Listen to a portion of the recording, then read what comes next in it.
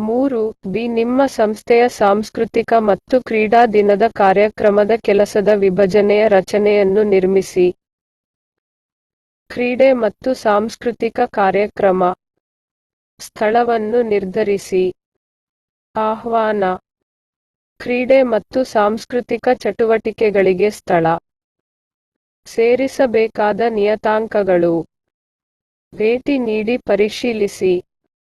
ಅತಿಥಿಗಳ ಪಟ್ಟಿ. ಸಮಾಲೋಚನೆ. ಸ್ಥಳವನ್ನು ಕಾಯ್ದಿರಿಸಿ. ಅತಿಥಿಗಳನ್ನು ಆಹ್ವಾನಿಸಿ. ತೀರ್ಪುಗಾರರು ಮತ್ತು ವಿದ್ಯಾರ್ಥಿಗಳನ್ನು ಆಹ್ವಾನಿಸಿ. ಸಾಂಸ್ಕೃತಿಕ ಮತ್ತು ಕ್ರೀಡಾ ಕಾರ್ಯಕ್ರಮಗಳ ನಿರ್ವಹಣೆ. ಚಟುವಟಿಕೆಗಳು. ಕ್ರೀಡೆ. ಸಾಂಸ್ಕೃತಿಕ ಚಟುವಟಿಕೆಗಳು.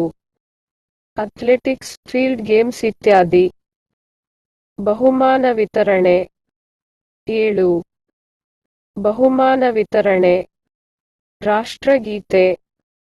ಸ್ಥಳವನ್ನು ಸ್ವಚ್ಛಗೊಳಿಸುವುದು. ಸಂಗೀತ, ನೃತ್ಯ ಇತ್ಯಾದಿ. 3. Project I project dairy. ಈ ಪ್ರಾಜೆಕ್ಟ್ ಸಮನ್ವಯ ಅಡ್ಮಿನಿಸ್ಟ್ರೇಷನ್ನಲ್ಲಿ ಈ ಕೆಳಗಿನವುಗಳ ಪ್ರಾಮುಖ್ಯತೆಯನ್ನು ಪರೀಕ್ಷಿಸಿ. Project dairy. ಪ್ರಾಜೆಕ್ಟ್ ಡೈರಿಯು ಯೋಜನೆಯ ಎಲ್ಲಾ ದೈನಂದಿನ ಚಟುವಟಿಕೆಗಳ ಸಂಕಲನವಾಗಿದೆ.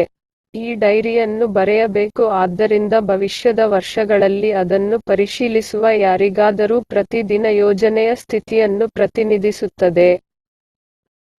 ಪ್ರಾಜೆಕ್ಟ್ ಮ್ಯಾನೇಜರ್ ಮಾರಾಟಗಾರರು, ಗುತ್ತಿಗೆದಾರರು ಇತ್ಯಾದಿಗಳೊಂದಿಗೆ ಹಲವಾರು ಸಭೆಗಳನ್ನು ನಡೆಸುತ್ತಾರೆ. ಈ ಸಭೆಗಳಲ್ಲಿ ಅನೇಕ ನಿರ್ಧಾರಗಳನ್ನು ತೆಗೆದುಕೊಳ್ಳಲಾಗುತ್ತದೆ ಮತ್ತು ಅನೇಕ ಬದ್ಧತೆಗಳನ್ನು ಮಾಡಲಾಗುತ್ತದೆ.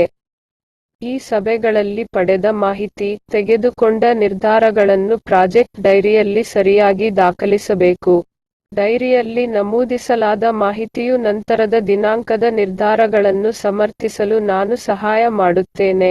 ಯೋಜನೆಯ ಸಮರ್ಥ ನಿರ್ವಹಣೆಗಾಗಿ ಎಲ್ಲಾ ಪ್ರಾಜೆಕ್ಟ್ ಮ್ಯಾನೇಜರ್ಗಳು ಪ್ರಾಜೆಕ್ಟ್ ಡೈರಿಗಳನ್ನು ನಿರ್ವಹಿಸಬೇಕಾಗುತ್ತದೆ. ಉಚಿತ.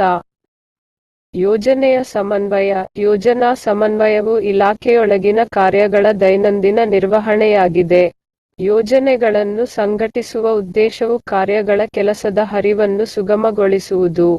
ಪ್ರಾಜೆಕ್ಟ್ ಮ್ಯಾನೇಜರ್ ಉದ್ಯೋಗಿಗಳಿಗೆ ಪ್ರಾಜೆಕ್ಟ್ನ ಪ್ರತಿಯೊಂದು ವಿಭಾಗಕ್ಕೆ ಮತ್ತು ಅದರ ಗಡುವನ್ನು ಯಾರು ಜವಾಬ್ದಾರರು ಎಂದು ತಿಳಿಸುತ್ತಾರೆ. ಹಲವಾರು ಚಟುವಟಿಕೆಗಳ ಏಕಕಾಲದಲ್ಲಿ ಕೆಲಸ ಮಾಡುವ ಅಗತ್ಯವಿರುವುದರಿಂದ ಯೋಜನೆಯಲ್ಲಿ ಸಮನ್ವಯವು ಮುಖ್ಯವಾಗಿದೆ. ಆದ್ದರಿಂದ, ಸರಿಯಾದ ಸಮನ್ವಯವಿಲ್ಲದೆ ಯೋಜನೆಯನ್ನು ಕಾರ್ಯಗತಗೊಳಿಸುವುದರೊಂದಿಗೆ ಸರಳವಾಗಿ ಮುಂದುವರಿಯಲು ಸಾಧ್ಯವಿಲ್ಲ. ಯೋಜನೆಯ ಸಮನ್ವಯ ಪ್ರಕ್ರಿಯೆ. ಸಮನ್ವಯವು ಮೂಲತಃ ಕೆಲಸದ 2 ಅಂಶಗಳಿಗೆ ತನ್ನನ್ನು ತಾನೇ ತಿಳಿಸುತ್ತದೆ. 1.